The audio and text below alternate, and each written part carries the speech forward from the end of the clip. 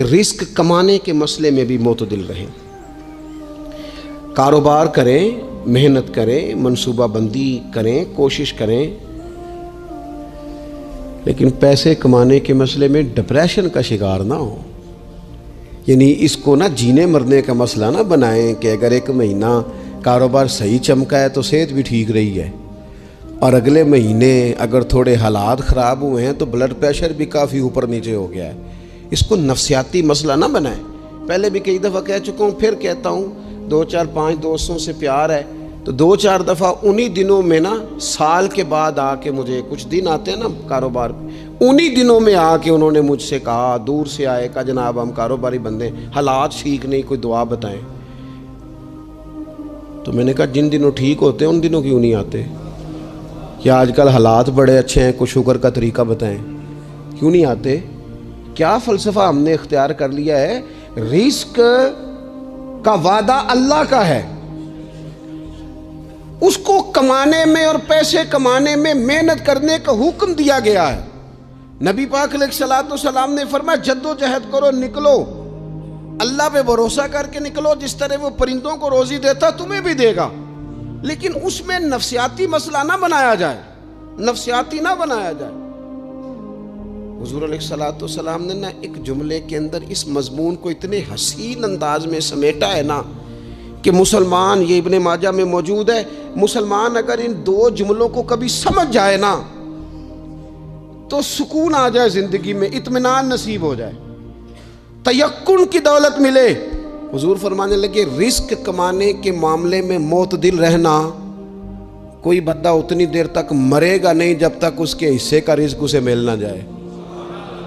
اتنی دیر تک بندہ دنیا سے نہیں جائے گا، تیرا حصہ تیرے تک پہنچے گا۔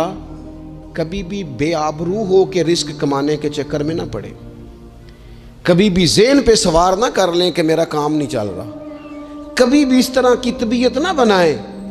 میں تھوڑی دیر پہلے عرض کر رہا تھا کہ ایک بزرگ نے نا 2 کنجوس لوگوں کو پہلے بلایا، کنجوس آدمی تھے الا ماشاء اللہ، تو ان کے سامنے کھانا رکھا، کھانا بڑا بہترین اعلیٰ کوالٹی کا، لیکن ان سے کہا کہ جناب ہم نے نا ایک سبق لینا ہے آپ سے، تو کھانا تو آپ کو ملے گا اور آپ کی مرضی کا پکایا ہے، پر کھانے کا طریقہ ہمارا ہے۔ انہوں نے کیا کیا، یہاں سے رکھ کے نا ان کے ہاتھ باندھ دیے۔ وہ پرانے زمانے میں جو جراح ہوتے تھے، بازو ٹوٹ جاتا تھا تو باندھ دیتے نا لکڑیاں رکھ کے، تو لکڑیاں رکھ کے نا ہاتھ باندھ دیے تاکہ یہ جوڑ موڑ نہ سکے، تو یہاں سے ہاتھ باندھ دیے کہ روٹی کھاؤ۔ کنجوس بندے تھے۔ اب انہوں نے لقمہ اٹھایا، ہاتھ بندھا ہوا، اور یہاں سے لے جا کے جب منہ میں پھینکا، وہ کپڑے بھی سارے الجھ گئے، حال بھی خراب ہو گیا، پر کھایا انہوں نے مزہ لے کے پورا۔ وہ بڑی بری حالت ہو گئی، وہ کنجوس تھے دونوں کو دسترخوان پہ روٹی کھائی جا رہی۔ اب ان دونوں کو سمجھانے کے لیے کہا کہ اب ہم تمہیں 2 اور لوگوں سے بھی ملواتے ہیں۔ اب 2 وہ بندے بلائے جو دل کے سخی تھے، جو رزق کے معاملے میں اس کا زیادہ حریص نہیں تھے، ان کی بھوک جو تھی وہ کہیں دور تک دکھائی نہیں دے رہی تھی۔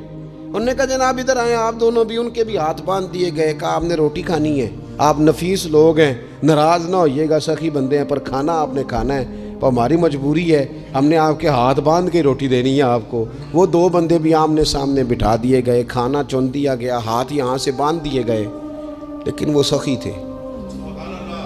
انہوں نے کہا جناب کوئی مسئلہ نہیں، اللہ تعالیٰ توفیق دے گا۔ انہوں نے کیا کیا، وہ لقمہ لگاتے اور ایک دوسرے کے منہ میں ڈالنا شروع کر دیتے، کھانا بھی کھا لیا، کپڑے بھی بچ گئے، نفاست بھی قائم رہ گئی، اور کسی قسم کی کوئی پریشانی آئی،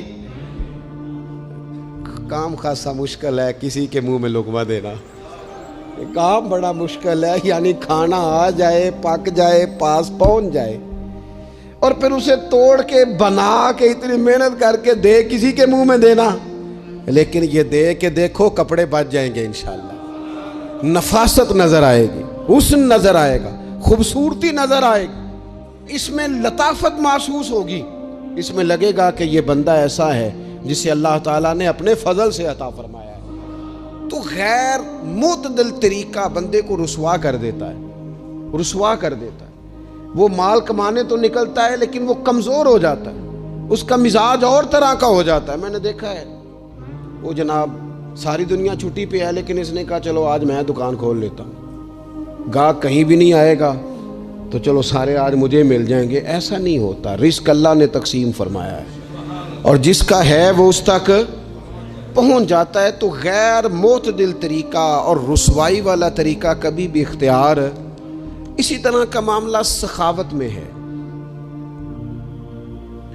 نبی پاک علیہ الصلوۃ والسلام نے فرمایا کہ جب صبح دن چڑھتا ہے تو فرشتے دعا کرتے ہیں, کہتے ہیں یا اللہ سخی کو زیادہ عطا فرما, اسے زیادہ دے. حضور فرماتے ہیں جو سخی ہوتا ہے نا یہ لوگوں کے بھی قریب ہوتا ہے, اللہ تعالیٰ کے بھی قریب ہوتا ہے اور جنت کے بھی قریب ہوتا ہے. اور یہ جو کنجوس ہوتا ہے یہ لوگوں سے بھی دور ہوتا ہے, اللہ تعالیٰ سے بھی دور ہو جاتا ہے, جنت سے بھی دور ہو جاتا ہے. سخاوت بڑی اعلیٰ چیز ہے لیکن اس میں بھی معتدل رہنے کا کہا گیا ہے. معتدل